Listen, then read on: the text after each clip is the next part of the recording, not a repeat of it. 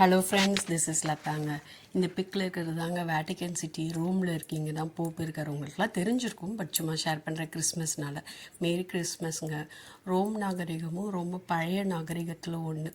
ஆக்சுவலாக அங்கேயும் வந்து ஓல்டன் ஏன்ஷியன் ஹிஸ்ட்ரி நல்லா இருக்குது. அங்கே இன்னும் கிங்டம் மன்னன் வாழ்ந்த கிங்டம் இருக்குது. அந்த கிங்டமில் வந்து அந்த கிங் அடிக்கடி வருவாருங்கிற பிலீஃப் கூட அவங்களுக்கு இருக்குது. ஸோ 2 சோல்ஜர்ஸ் எப்போயுமே அந்த கிங்டம் வாசலில் நிற்கிறாங்க, அந்த மன்னரோட ரெஸ்பெக்ட் பண்ணணும் அப்படிங்கிறதுக்காக.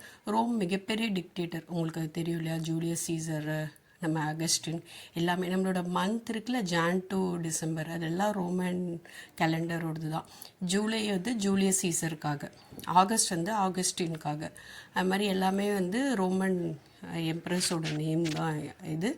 ரோமுக்கு வந்து எப்பயுமே ஒரு டயலாக் உண்டு, be a Roman when you are in ரோம்னு.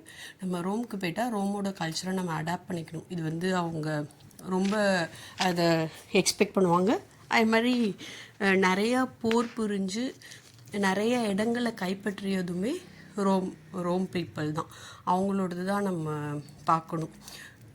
அழகாக இருக்குங்க. நிறைய ஏன்ஷியன் ரிலேட்டடான திங்ஸ்லாம் இருக்கும். கலோசியம் இருக்கும், அங்கே தான் குத்துச்சண்டை நடக்கும்ல, மன்னர்கள்லாம் உட்காந்து வேடிக்கை பார்ப்பாங்கள்ல, அது அந்த ரோமில் தான் இருக்கும்.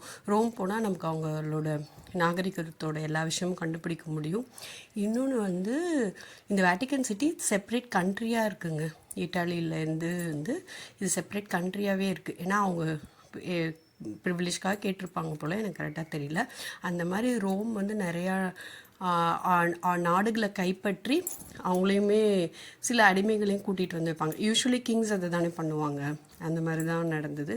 கிளியோபட்ரா வந்து ஈஜிப்டை ரூல் பண்ணிட்டு இருந்தாங்க. இந்த கதை தெரியும்ல, சீசர் அண்ட் கிளியோபட்ரா லவ். அதை ஒரு நாள் சொல்கிறேன் அப்புறமா இருக்கப்போ. இப்போதைக்கு ரோம் பற்றின டீட்டெயில்ஸ் இது தான். பிடிச்சிருந்தா லைக் பண்ணுங்கள், சேனலை சப்ஸ்கிரைப் பண்ணுங்கள்.